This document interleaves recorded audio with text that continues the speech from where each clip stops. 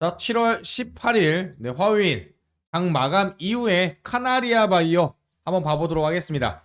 영상 끝까지 시청을 해주셔야 제대로 기준 잡고 분석 제대로 듣고 그 다음에 흔들리지 않는 기준 딱 장착해서 결국 수익 나도록 해드릴 테니까 영상 집중해 주시기 바랍니다. 네, 확신합니다. 걱정하지 마시고 무중을 받아야 될까? 전환 청구권은 어떻게 될까? 추가 악재가 있다던데 왜 호재에도 오르지 않을까? 이런 고민들 너무나도 많으실 겁니다. 이 경우에 해당된다면 영상 끝까지 보시면 다 해결되실 겁니다. 일단 첫 번째 팩트만 이야기 드립니다. 1개월간 하락 추세가 시작되고 이후부터의 그냥 단순한 팩트만 전달드리면 종목별 투자자, 투자 주체는 어떻게 움직였는가? 과연 나 말고, 개인 혼자 말고 A라는 나 본인 말고 다른 사람들은 어떻게 사고 팔고 했는가? 라고 봤을 때 결국 외국인들은 플러스로 물량을 갖고 있습니다. 네. 개인들은 오히려 갖고 있던 물량들이 털렸죠. 많이 털린 건 아니지만은 결국은 마이너스인 상태다. 그리고 외국인들은 그 물량을 가졌고 오히려 기관과 금투 물량까지 다 흡수했죠. 그러면서 꼽살이 낀 게 누구예요? 기타 법인입니다. 보통 기타 법인이 이번 한 달 동안 많은 물량들을 쏟아낸 바로 다크호스죠. 기존에 한 번씩 투하할 때마다 어때요? 주가 자체가 많이 흔들렸던 이력이 있습니다. 하지만 기존에는 조금씩 외인하고 더불어서 물량들을 흡수하고 있는 주체가 바로 기타 법인이다. 결국은요. 현재 JP모건과 모건 스탠리가 현재 뭉쳐져 있는 이 검은머리 외국인들 관련해서 물량을 갖고 있고요. 재밌는 건 물량을 갖고 있는데 보통 그래프는 먼저 물량이 첫 번째 선반영됩니다. 선반영 지표라고 이야기하고 선행 지표라고 이야기하는데 보통은요. 물량을 올리면서 주가가 떨어지다가도 이렇게 골드 크로스에서 같이 올라갑니다. 손 붙잡고 올라가는 거죠. 서로 연인끼리 삐져서 이렇게 평행선을 긋고 견우와 직녀처럼 가다가 이렇게 손을 잡고 나서 어때요? 손을 낚아챈 다음에 서로 같은 방향으로 가는 이치입니다. 연인끼리 많이 나오죠. 서로 삐졌다가도 이렇게 손 한번 탁 낚아챈 다음에 서로 손 붙잡고 우리 커피 마시러 갈래? 이러고 가는 거예요. 이러한 수급에서 재미있는 건 서로 손을 한번 탁 마주친 다음에 골크가 난 다음에 어때요? 주가가 따라서 올라가지 않고 있어요. 이것은 무엇을 의미하느냐? 야, 외국인들의 물량들은 늘어나고 있고 실질적으로 더 갖고 있는데 왜 주가를 왜 더 올리지 않는 거야? 라고 생각할 수 있어요. 결국은요.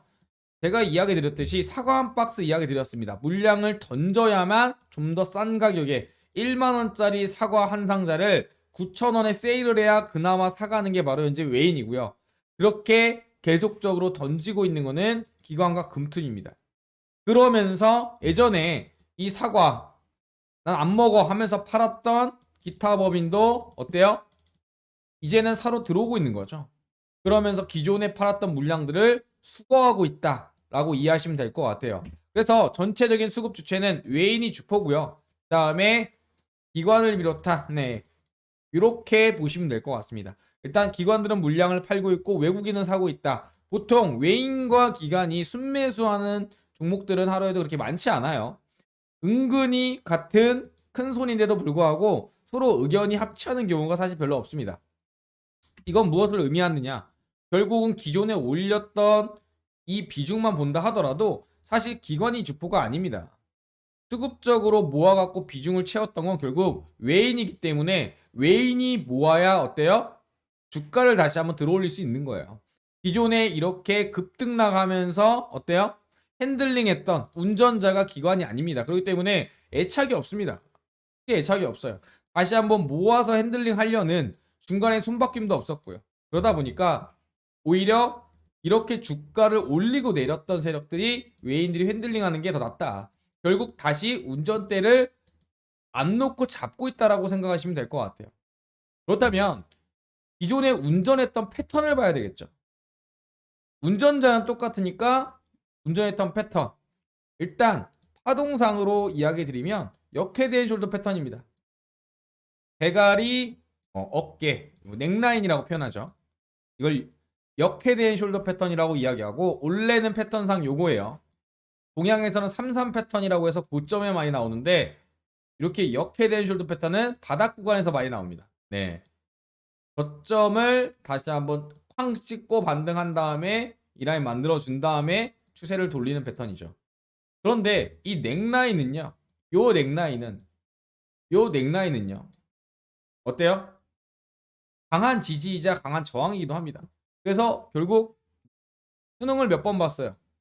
고3 때 보고 재수하고 삼수하고 사수하고 고향 내려가 버렸네요. 빡쳐가지고. 네. 이렇게 주가를 계속적으로 올리려고 하는데도 막히는 자리, 매도 물량이 강한 자리는 돌파를 하지 못하면 하락하는 게 운명이죠. 다시 한번 만들고 있는 거. 지금 이 큰 역헤드앤 숄더의 축소판. 여기다가 지금 현재 만들려고 하고 있는 거죠. 보통 이렇게 크게 한번 만들어준 이후에 이 넥라인은요. 바로 그냥 쭉 빠지는 게 아니라 다시 한번 작게 만들어주면서 마지막 도전을 합니다. 저는 이게 마지막 도전이라고 생각을 해요. 그래서 다시 한번 여기를 돌파 못 난다면 쭉 뺄 수밖에 없습니다. 다시 이 자리에 올 수밖에 없어요. 근데 돌파한다면 이제 5파동으로 엘리어트 파동상 어때요? 이런 식으로 3파 고점을 넘는 5파동이 출현하게 되죠. 그리고 이 고점 곱하기 최소 1.618배의 목표가가 나오는 5파동 고점이 나오게 됩니다. 그와 관련해서 이런 핵심적인 구간을 뚫어낸다면 그때부터는 고속도로다. 이야기 드릴 수 있고 1차적인 자리부터 찾아봐야 되겠죠. 일단 갭자리. 누누이 이야기 드립니다. 갭자리 하락계 결국 메꿨습니다. 메꿨죠. 상승갭 만들었네. 결국 메꿨습니다. 근데 현재 남아있는 요 얼마예요? 네, 32,000짜리. 요 자리 아직 안 메꿨죠. 결국 메꿀 거예요. 한번 갭이 나온 이후에는요. 한번 추세를 이렇게 쭉쭉쭉쭉 빼다가 어때요?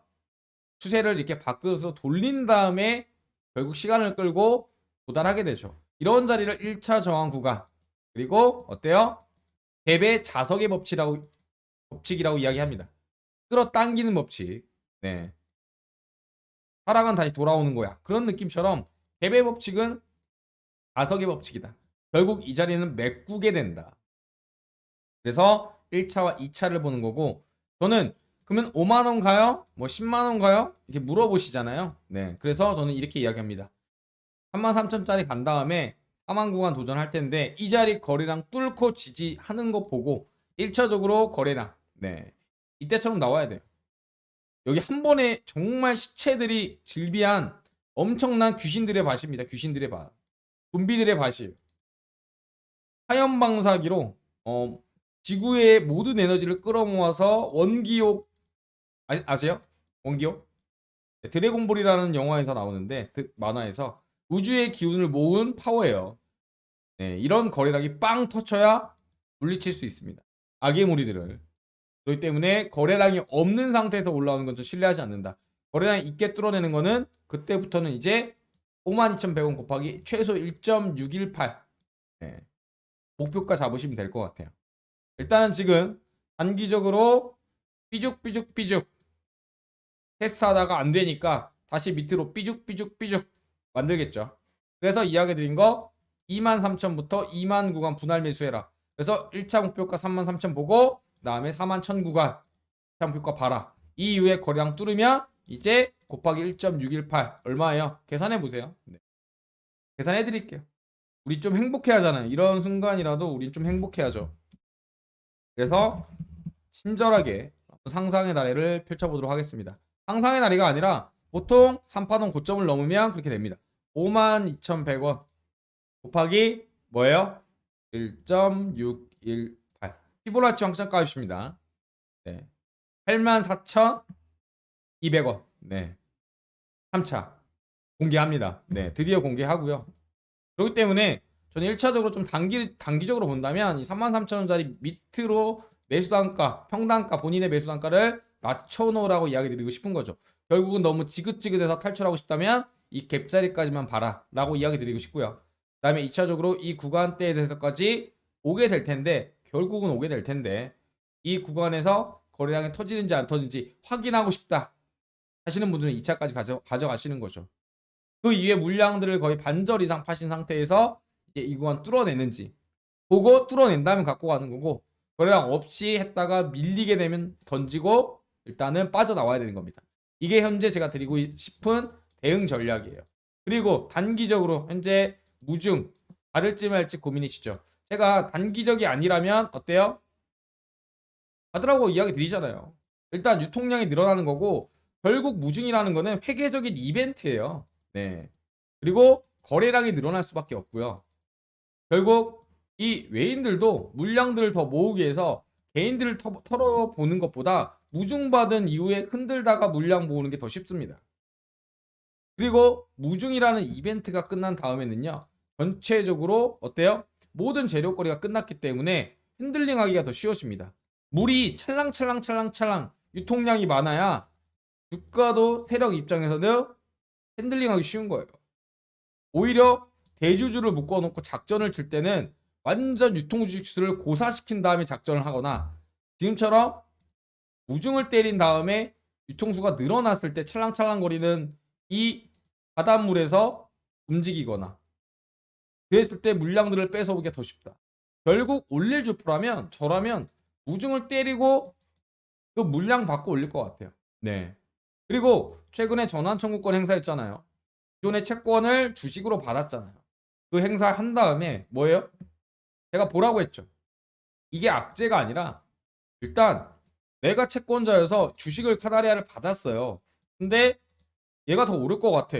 그럼 본인 파시겠어요?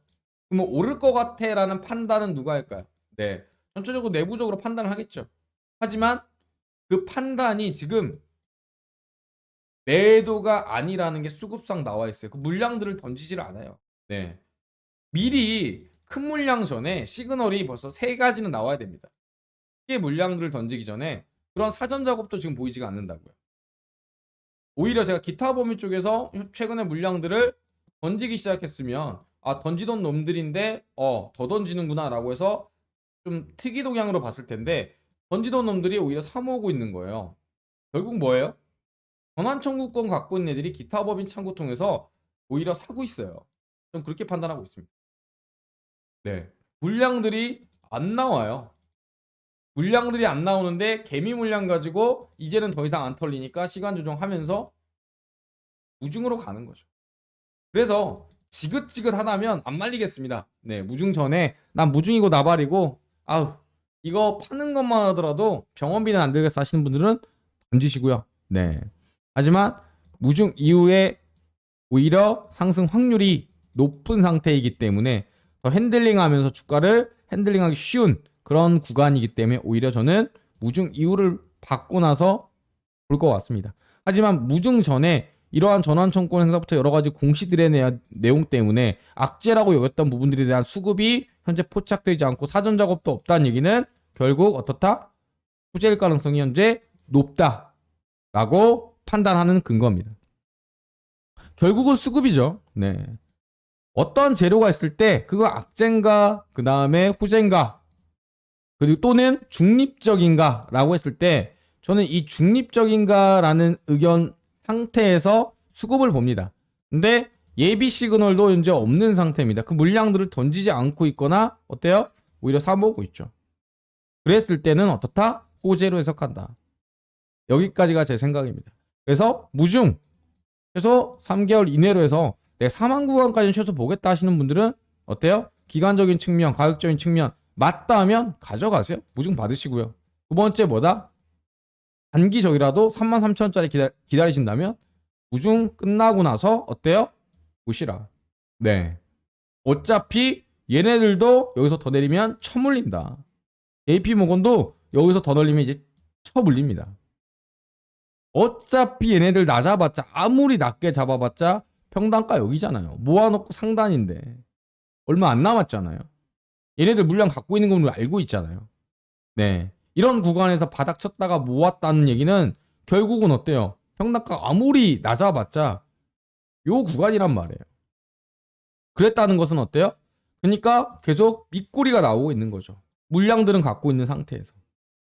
이러한 부분들을 체크해 보신다면은 막말로 어때요? 물려도 외인 너도 나랑 같이 물려. 이런 마인드. 네. 조금은 놓으시면 될 것 같습니다. 네. 아시겠죠? 그러면서 지금 윗꼬리로 계속 달았던 부분들 못 올라가니까 다시 한번 밑에 한번 테스트하고 있는데, 위는 위 삐쭉삐쭉삐쭉, 아래 삐쭉삐쭉삐쭉. 네, 서로 위아래 통통통통 거리고 있는데 주가 결국 이 범위 아닙니다. 네, 하루하루 시간이 고통스러운 거지. 내가 기대한 오늘의 상승 나오지 않을까, 그게 고통스러운 거지. 일단 이 구간을 계속적으로 지나치면서 갖고 있다는 얘기는 어때요? 가격보다 지금은 이제는 희망이 꺾이고 시간에 지치는 게 오히려 더 힘이 드는 구간이라는 거. 하지만 차라리 내가 각오가 있지, 주가에 꺾일지언정 네, 시간에 지치지 말자. 다시 한번 강조 드리고요. 뭐 댓글에도 여러분들 많은 얘기 있더라고. 좀 안타까운 얘기지만 아우 더 이상 들어서 못 해먹겠다. 나 이놈의 카나리아 바이오 막 온갖 그냥 많은 이야기들을 좀 이야기하시더라고요. 좀 안타깝습니다.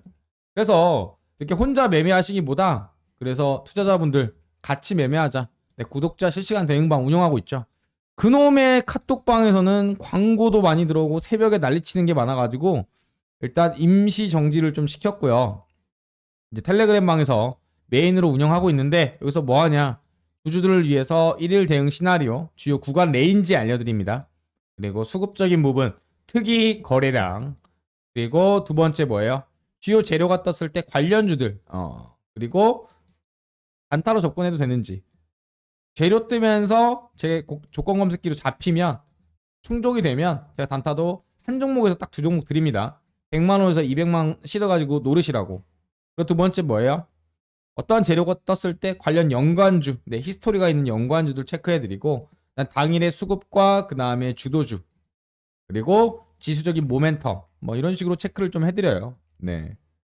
그래서 미국장 뭐 전체적인 조정이 나왔기 때문에 오늘 국내장 오르더라도 뭐 오늘 에코프로만 상승하고 나머지들은 죽쓰는 장이었죠. 뭐 그런 부분들 얘기 드리는 거예요.